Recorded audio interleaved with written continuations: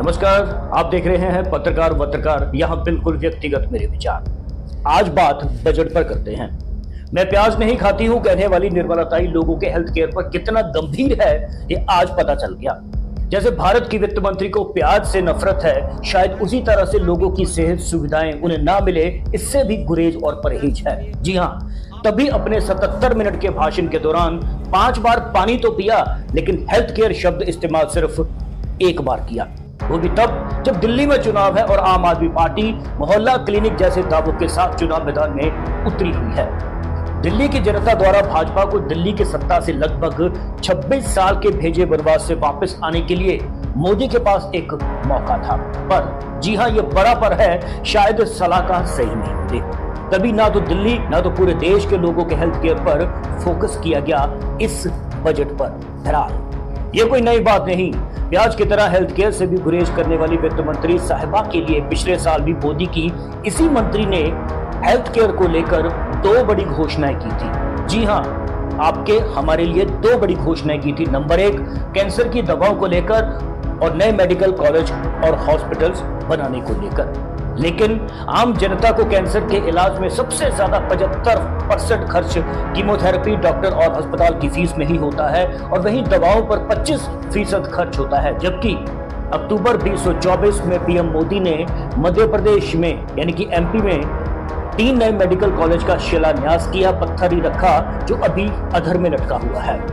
विश्व गुरु की सरकार अब तक 16 नए एम्स निर्माण को मंजूरी दे चुकी है, जबकि इनमें से किसी एक का काम भी पूरा नहीं हुआ। तो भाषणों में पूरा जरूर कर देते हैं ये, यानी कि मतलब साफ है, ना तो इस प्याज खाने वाली ताई को और ना ही 1 लाख रुपए किलो मशरूम खाने वाले मोदी जी को आम आदमी की सेहत से कोई ज्यादा ही लगाव है। वो भी इसलिए कि इस न्यू इंडिया में समय पर डॉक्टर न मिलने पर, समय पर दवा न मिलने और इलाज न मिलने पर हर घंटे 348 मौतें हुई हैं। ये आंकड़े साहब के ही महकमे सिविल रजिस्ट्रेशन सिस्टम के हैं, मेरे नहीं। जिसके मुताबिक साल 2019 और साल 2020 में टोटल 1,57,00,000 लोगों की मौत हो गई, और ये मौतें धीरेन्द्र शास्त्री की बात के मुताबिक इन्हें मोक्ष मिल जाएगा की वजह से नहीं हुई है, बल्कि 61 लाख लोगों की मौतें वक्त पर सेहत सुविधाएं न मिलने के कारण हुई हैं। इस न्यू इंडिया में डंकापति के राज में और आप और हम लोगों की चिंता इस मोदी सरकार को कतई नहीं। ये हम नहीं बल्कि वर्ल्ड बैंक कहता है। जो हमने जांच पड़ताल की उसमें सामने आया कि भारत में हम लोगों को मोदी जी की डॉक्टर की फीस, जांच और दवाओं पर जितना भी सब्सिडी देते हैं, उसके बाद लगभग 50% खर्च हमें अपनी जेबों से ही करना होता है, और उसके बाद भी घर में टीवी लगा के मोदी जी के भाषण भी सुना जाता है। लगभग 8 लाख की आबादी वाले भूटान और 141 करोड़ की आबादी वाले चीन से भारत पीछे है।